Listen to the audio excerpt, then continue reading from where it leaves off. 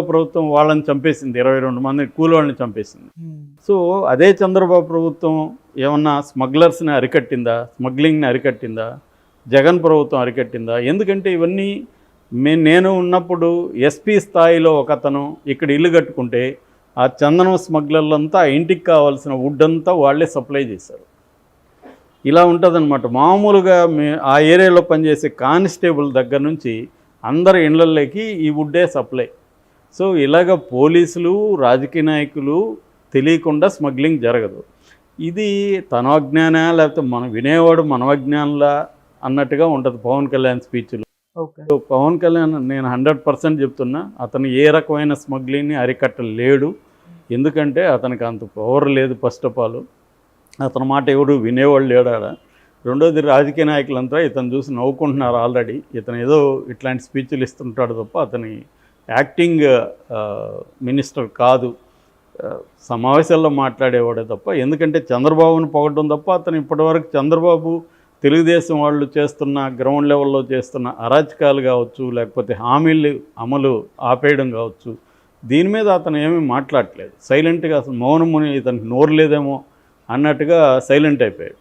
So కాబట్టి పవన్ కళ్యాణ్ దీన్ని మనం ఎవరు సీరియస్గా తీసుకోవాల్సిన అవసరం లేదు. ఖచ్చితంగా ఇది మాత్రం అల్లు అర్జున్ని దృష్టిలో పెట్టుకొని చెప్పింది తప్ప ఇంకోటి లేదు.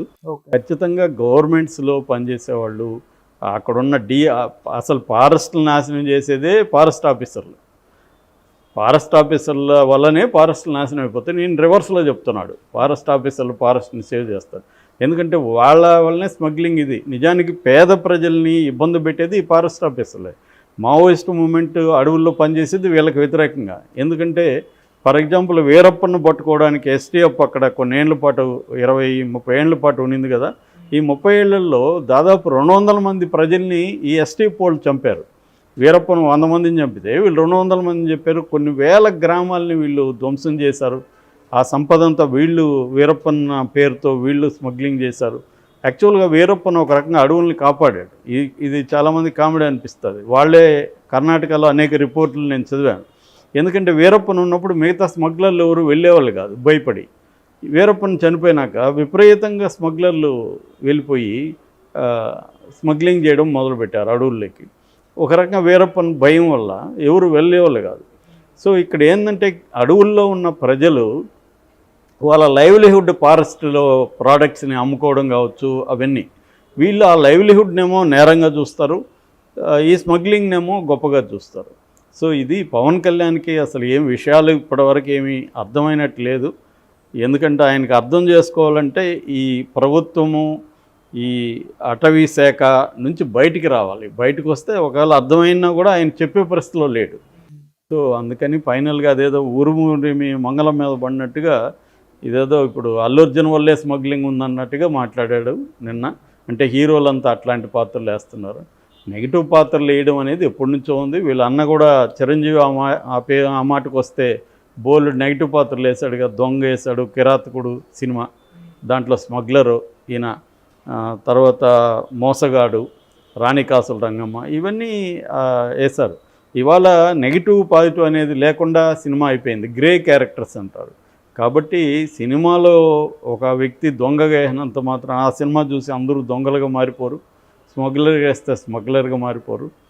అది రియాలిటీని డిపిక్ట్ చేసే సినిమా ఇండియాలో పెరిగే కొద్దీ గ్రే క్యారెక్టర్స్ కూడా పెరుగుతాయి. స్మగ్లర్స్గా హీరోలు చేస్తారు.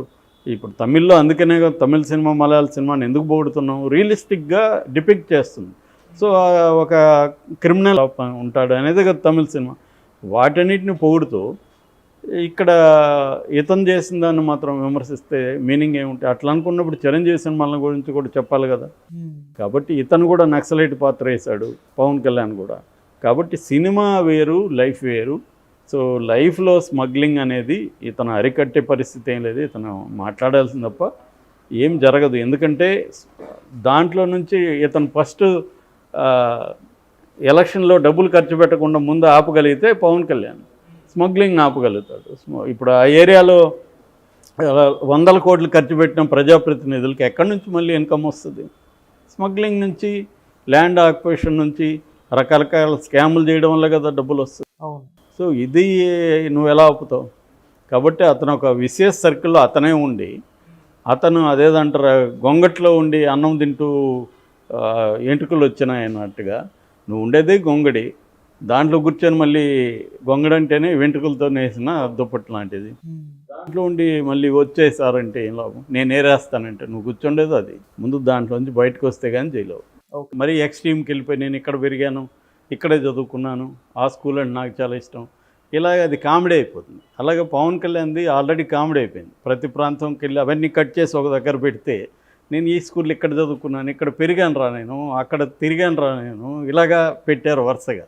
అది కామెడీ అయిపోయింది. అలాగే నిన్న కూడా అతను ఏం ప్లాన్ చేశాడంటే, ఇది అటవీసే అతను వెళ్ళింది ఎందుకు, రెండు పర్పస్లు బ్రాడ్గా. ఒకటి ఇంటర్ స్టేట్ స్మగ్లింగ్కి సంబంధించి ఇతర పక్క రాష్ట్రాలతో సయోధ్యతో మనం వెళ్ళాలి, వాళ్ళ కోఆపరేషన్తో వెళ్ళాలి అనేది. ముఖ్యంగా శేషాచలం అడవుల్లో ఎర్రచందనం స్మగ్లింగ్ జరుగుతుంది. అది కర్ణాటక బార్డర్ నుంచి, కర్ణాటక నుంచి కూడా ట్రావెల్ అవుతుంది.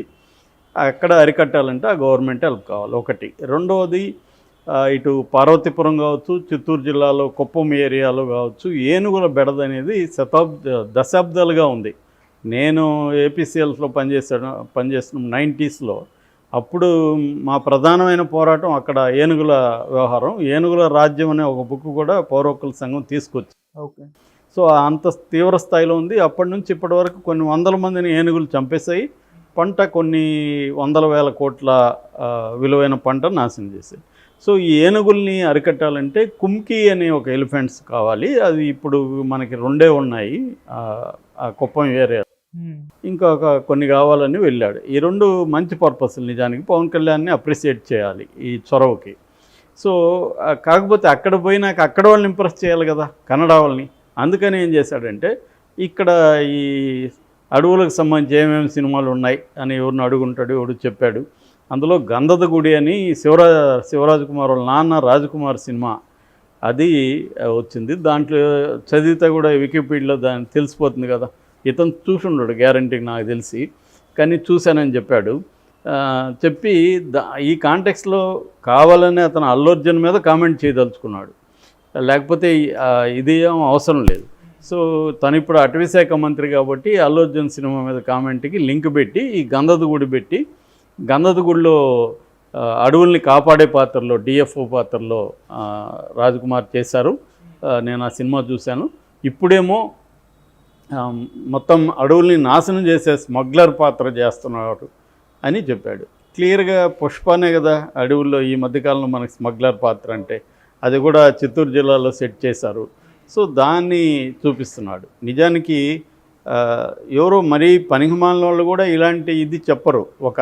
ఒక స్మగ్లర్ పాత్ర చేయడం వల్ల హీరో అది చూసిన వాళ్ళందరూ కత్తులు గొడ్డలు పట్టుకొని అడవులకి వెళ్తారా, స్మగ్లర్ మనం అయిపోదామని. దాంట్లో ఎన్ని కష్టాలు పడ్డాడో కూడా చూసాం. ఆ స్మగ్లర్లకి ఏమేమి బాధలు ఉన్నాయి. అంత బాధలు పడే అడవుల్లో వీళ్ళు చేయాలని అనిపిస్తుంది ఆ సినిమా చూస్తే తప్ప.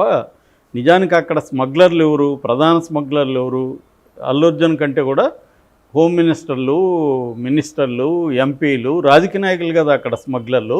ప్రధానమైన అల్లు అర్జున్ అనే అతను ఒక స్మాల్ ఇది. అతను పెద్దవాళ్ళు ఎవరు అక్కడ, పెద్దవాళ్ళు ఇది వాళ్ళని విలన్గానే కదా చూపించారు.